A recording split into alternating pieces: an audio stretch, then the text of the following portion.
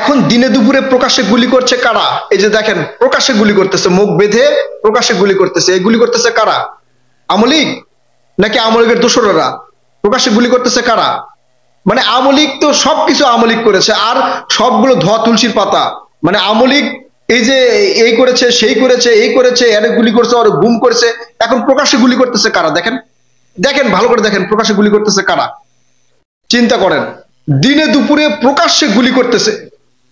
আওয়ামী লীগ তো নেই, আওয়ামী লীগ থাকলে নিশ্চয় আওয়ামী লীগ করতো। আওয়ামী লীগ যে করে নাই তা কিন্তু না, আওয়ামী লীগ করেছে। এখন তো আওয়ামী লীগ নাই রে ভাই, এখন আওয়ামী লীগ নাই। আওয়ামী লীগের আওয়ামী লীগ নাই মানে আওয়ামী লীগের দোসররা আছে, আমরা অনেকে বলতেছি আওয়ামী লীগ আছে, কিন্তু আওয়ামী লীগ নাই, প্রকাশ্যে আওয়ামী লীগ নাই।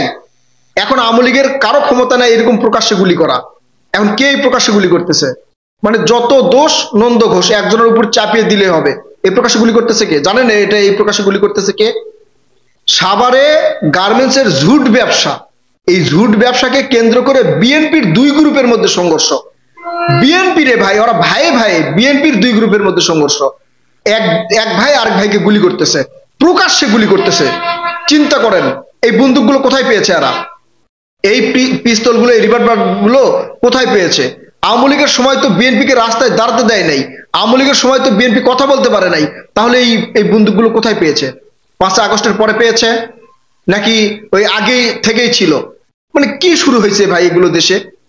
তারেক রহমানের কথা, তারেক রহমান বারবার বলছে যে নির্বাচনের আগে পরে যখনই হোক জনগণের কাছে খারাপ হওয়া যাবে না, জনগণের কাছে যেতে হবে, জনগণকে বুঝাতে হবে যে অন্তত বিএনপি একটা ভালো পজিশনে আছে, বিএনপি একটা ভালো দল, এটা বুঝাতে হবে। এটা কি বুঝাচ্ছে? এটাই বুঝানো? এই যে গুলি করা, প্রকাশ্যে গুলি করা নিজেদের দলের মধ্যে, মানে ই বলে আমি খাবো, ওই বলে আমি খাবো, এই নিয়ে নিজেদের দলের মধ্যে গ্রুপে গ্রুপে সংঘর্ষ, প্রকাশ্যে গুলি, আহত 5। তারপরে তো অবস্থা আরো খারাপ। মানে ফেনীতেও কিন্তু হয়েছে একই দিনে, ফেনীতে দুই গ্রুপের মধ্যে সংঘর্ষে, বিএনপির দুই গ্রুপের মধ্যে সংঘর্ষ। শেখ হাসিনার বিচারের দাবিতে দুই পক্ষ মানে দিয়েছে, কর্মসূচি দিয়েছে। দুই পক্ষ কর্মসূচি দিতে হবে কেন রে ভাই? সবাই মিলে কর্মসূচি দেন, দুই পক্ষ মিলে এক জায়গায় হয়ে কর্মসূচি দেন। দুই পক্ষ কর্মসূচি দিয়েছে, এই নিয়ে ফেনীতেও আবার শুরু হয়েছে মানে মারামারি, সেখানেও 15 জন আহত। চিন্তা করেন, এটা হচ্ছে বিএনপির রূপ। এই যে বিএনপি নির্বাচন নির্বাচন নির্বাচন নির্বাচন করতেছে, এর কারণ কি? মানে নির্বাচন যত দেরি হবে, এই যে বিএনপির নেতাকর্মীরা এই যা করতেছে, এই রূপগুলো তত বেশি প্রকাশ হবে।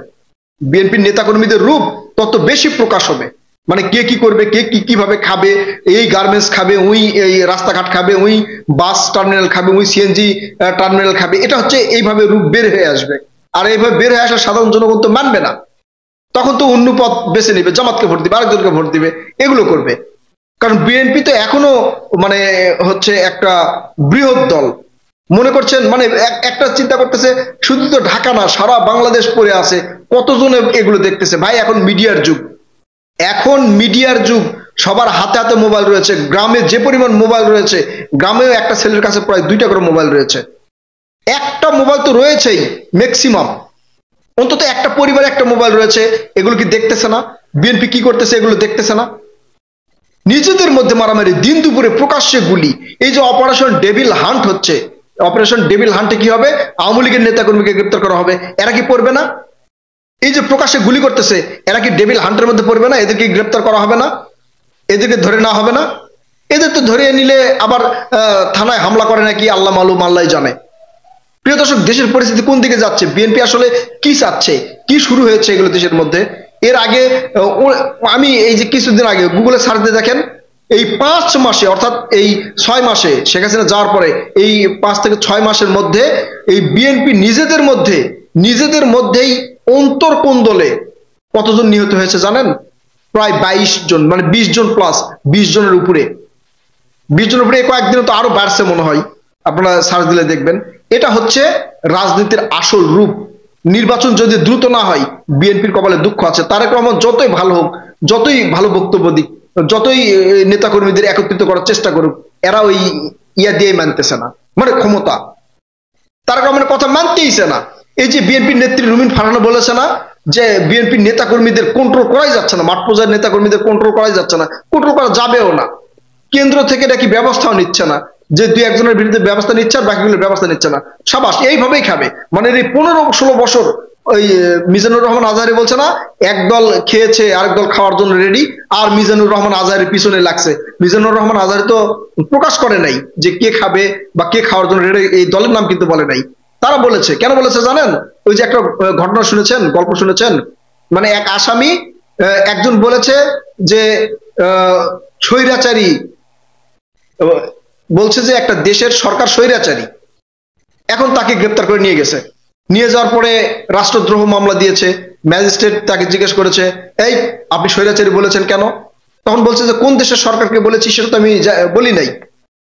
এখন ম্যাজিস্ট্রেট বলতেছে, আমাকে শিখাস, আমরা কি জানি না কোন দেশের সরকার স্বৈরাচারী, আমরা কি জানি না? ঘটনা হচ্ছে এইরকম, ঠিক আছে? মানে একদল খেয়েছে আর দল খাওয়ার জন্য রেডি, মানে দলের নাম না বললে তারা তো বুঝতে পারতেছে আসলে কে কে খাওয়ার জন্য রেডি আছে, এটা বুঝতে পারতেছে না। এর ব্যাখ্যা কিভাবে দিচ্ছে যে যদি এখন নির্বাচন হয় ক্ষমতায় কে আসবে, মানে বিএনপি নিশ্চিত। বিএনপির এক নেতা বলছে এখন যদি নির্বাচন হয় তাহলে কে ক্ষমতায় আসবে? আমরাই ক্ষমতায় আসবো। তার মানে ওরা নিশ্চিত যে আমরা ক্ষমতায় আসবো, আর কেউ নাই। এখন তাহলে এটা বলা হচ্ছে, আমাদেরকে বলা হচ্ছে, চিন্তা করা যায় এরা 100% নিশ্চিত হয়ে গেছে যে ক্ষমতায় আসবে। ক্ষমতায় নিয়ে আসার মালিক আল্লাহ তাআলা, এবং এই জনগণের ইয়াতেই নিয়ে আসবে ক্ষমতায় তাকে। এত সহজ মনে করেন না, বাংলাদেশের জনগণ অন্যান্য দেশের জনগণের মতো নয়, এত সহজ মনে করেন না। এত সহজে ক্ষমতায় এসে বসবেন, এত সহজ মনে করেন না। যদি তারেক রহমানের বক্তব্য যেগুলো দিয়েছে সেগুলো তিলে তিলে পালন করতে পারেন, তাহলে জনগণের মনের মধ্যে আপনারা প্রবেশ করতে পারবেন। তখন আপনারা এই দেশের ক্ষমতায় আসবেন, আপনারা বৃহৎ দল সেটা জানি, তখন ক্ষমতায় আসবেন। কিন্তু এই তারেক রহমানের বক্তব্য যেটা দিচ্ছে, এটা যদি শুধু বক্তব্যই থাকে, কার্যকর না হয়, তাহলে আপনাদের ক্ষমতায় আসা কষ্টকর হয়ে যাবে। প্রিয় দর্শক, এ বিষয়ে আপনাদের মূল্যবান মতামত কমেন্ট করবেন। ধন্যবাদ।